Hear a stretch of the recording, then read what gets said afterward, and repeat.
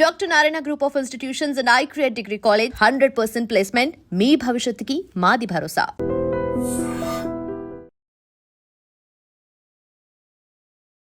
Hi hello welcome to I dream. నేను Vijitha.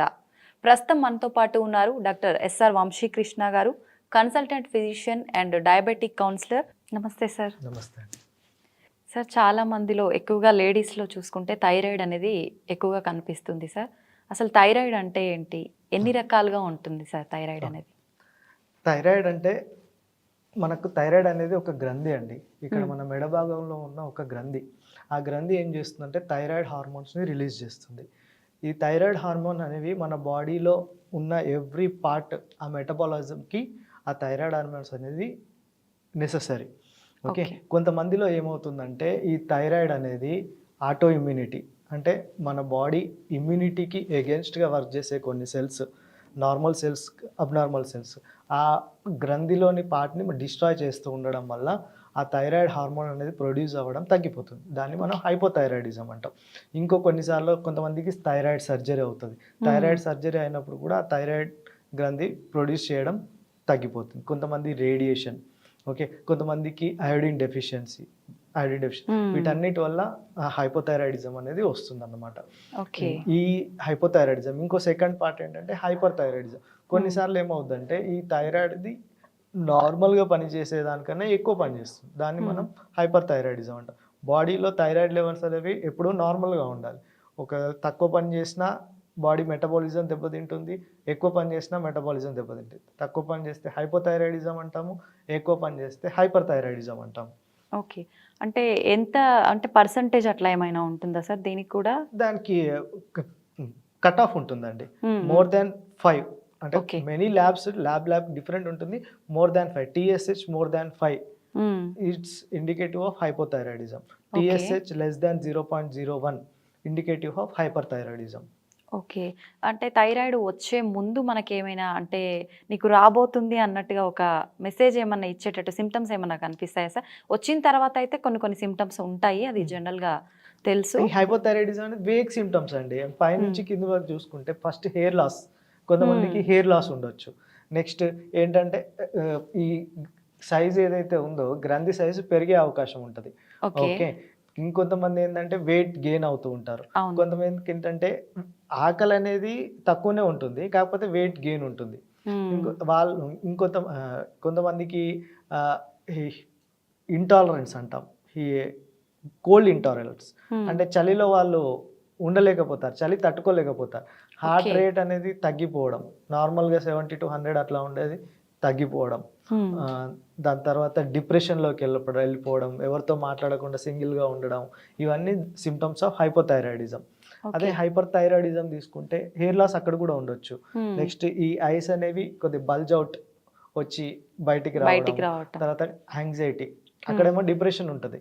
Hypothyroidism దీంట్లో anxiety అంటే ఏదో అవుతుంది అనే ప్రతి చిన్నదానికి ఎక్కువ హైరాణ పడిపోవడం. తర్వాత ఇక్కడ సైజ్ అనేది హైపర్ థైరాయిడిజంలో కూడా పెరగవచ్చు. ఈ హార్ట్ రేట్ అనేది పెరిగిపోతుంది, హైపోథైరాయిడిజంలో తగ్గుతుంది. ఈ హైపర్ థైరాయిడిజంలో హార్ట్ రేట్ పెరుగుతుంది. హైపోథైరాయిడిజంలో స్కిన్ చాలా డ్రైగా ఉంటుంది. ఓకే, అక్కడ కోల్డ్ ఇంటాలరెన్స్ అంటే చలి తట్టుకోలేకపోవడం. ఇక్కడ హీట్ ఇంటాలరెన్స్ అంటే కొద్ది వేడి కాగానే గాబరా అయిపోవడము, ఇట్లాంటివి. ఫీమేల్స్లో అయితే మెన్స్ట్రల్ ఇర్రెగ్యులారిటీస్, నార్మల్గా కొంతమందికి పాలిమినరియా, ఎక్కువసార్లు అంటే సైకిల్ 1 month ఉండేది తగ్గిపోయి బ్లీడింగ్ ఎక్కువ అయ్యే ఛాన్స్ ఉంటుంది అన్నమాట. ఈ సైకిల్స్ అనేవి ఇర్రెగ్యులర్ సైకిల్స్ ఉంటాయి. ఓకే, మళ్ళీ దీనివల్ల ఏంటంటే ప్రెగ్నెన్సీ కూడా కొద్దిగా లేట్ అవ్వడము, ఇన్ఫర్టిలిటీ ఛాన్సెస్ కూడా ఉంటాయి అన్నమాట. అయితే చాలామంది అంటే చెప్తూ ఉంటారు సార్, నాకు ఈ సిమ్టమ్స్ అన్నీ ఉన్నాయి, నాకు థైరాయిడ్ ఉందేమో అని ఒక డౌట్ అయితే ఉంది అని. అటువంటి వాళ్ళు పరీక్షలు చేయించుకోవాలంటే ఎటువంటి పరీక్షలు చేయించుకుంటే? సింపుల్ టెస్ట్ అండి. యాక్చువల్గా thyroid profile, early morning sample thyroid profile అంటే that will show us T3, T4 and TSH levels. Okay, TSH మనం బేసికల్లీ ఫస్ట్ TSH చూస్తాం. ప్రైమరీయా సెకండరీయా? సెకండరీ హైపోథైరాయిడిజం అని అంటే ఈ TSH లెవెల్స్ ఏవైతే ఉన్నాయో అది 5 కన్నా ఎక్కువ ఉందనుకోండి, మనం థైరాయిడ్ సస్పెక్ట్ చేయొచ్చు. 5 to 10 5 to 10 వరకు ఉన్నప్పుడు విత్ సిమ్టమ్స్ మనము ఈ అవును. పైన చెప్పిన సిమ్టమ్స్ అలాంటివి ఏమన్నా ఉంటే ట్రీట్మెంట్ స్టార్ట్ చేయాల్సిన అవసరం పడుతుంది. ఓకే. మోర్ దాన్ 10 ఉంది అనుకోండి, డైరెక్ట్గా ట్రీట్మెంట్ స్టార్ట్ చేయాలి. లేదు 5 to 10 నుండి సిమ్టమ్స్ ఏం లేదు, జస్ట్ మనం నార్మల్ చెకప్ చేసినప్పుడు వచ్చింది అంటే దానికి అది ఆటో ఇమ్యూనిటీ ఉందా లేదా అని తెలుసుకోవడానికి యాంటీ టీపీఓ యాంటీబాడీస్ అనే టెస్ట్ ఉంటుంది. అది ఒకసారి చేయించుకొని ఒకవేళ పాజిటివ్ ఉంటే ట్రీట్మెంట్ స్టార్ట్ చేసుకోవడం బెటర్. స్టార్ట్ చేసుకుంటే ఆ థైరాయిడ్ అనేది తర్వాత ఈ సిమ్టమ్స్ అనేవి రాకుండా ఉంటాయి. ఓకే. అయితే ఇప్పుడు థైరాయిడ్ ఉంది అని కన్ఫర్మ్ అయ్యాక ఒకసారి మనకు అది వచ్చిన తర్వాత ట్రీట్మెంట్ తీసుకుంటుంటే తగ్గే ఛాన్స్ ఉంటుందా సార్? సేమ్ థైరాయిడ్ కూడా ఎప్పుడు జీవితాంతం మందులు వాడాల్సి ఉంటుంది. Hypothyroidism separate and hyper thyroidism separate. Hypothyroidism ఒక్కసారి వచ్చింది అని అంటే మాత్రం జీవితాంతం ట్రీట్మెంట్ వాడాల్సిందే. ట్రీట్మెంట్ వాడినప్పుడు కంట్రోల్లో పెట్టాల్సిందే 5 లోపు.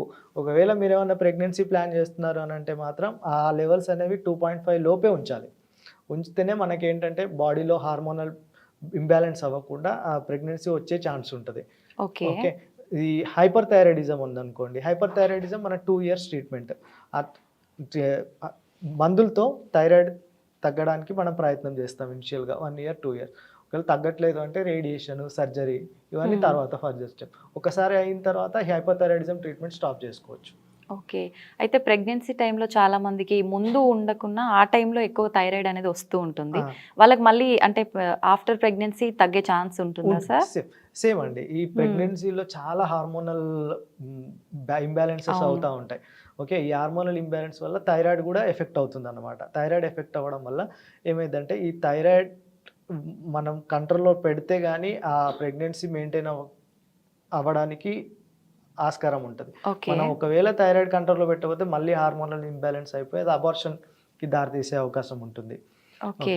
ఈ ఓన్లీ ప్రెగ్నెన్సీలో వచ్చే థైరాయిడ్ మళ్ళీ ప్రెగ్నెన్సీ అయిపోయిన తర్వాత హార్మోన్ మళ్ళీ నార్మల్ అయిపోయిన తర్వాత ఆ థైరాయిడ్ నార్మల్ వచ్చే ఛాన్స్ ఉంటుంది. కాకపోతే ఇది కూడా ఫ్యూచర్లో మళ్ళీ థైరాయిడ్ వచ్చే ఛాన్స్ ఉంటుంది కాబట్టి ఒక 3 monthsకి ఒకసారి అయినా కానీ ఒకసారి టెస్ట్ చేసుకోవడం మంచిది. ఓకే. ఇప్పుడు థైరాయిడ్ మందులు అనేది రెగ్యులర్గా వాడుతుంటారు కదా సార్, వాళ్ళు ఫుడ్ విషయంలో ఏమైనా ప్రత్యేకించి కేర్ తీసుకోవాల్సి ఉంటుందా? ఫుడ్ అయితే యాక్చువల్గా లేదండి. అంటే కొంతమంది క్యాబేజ్ తినొద్దు, కాలీఫ్లవర్ తినొద్దు అంటారు కానీ అట్లాంటిది అయితే ఏం లేదు, అన్నీ తీసుకోవచ్చు. Okay. Thank you sir. Thank you అండి. And for more videos, Please subscribe to iDream.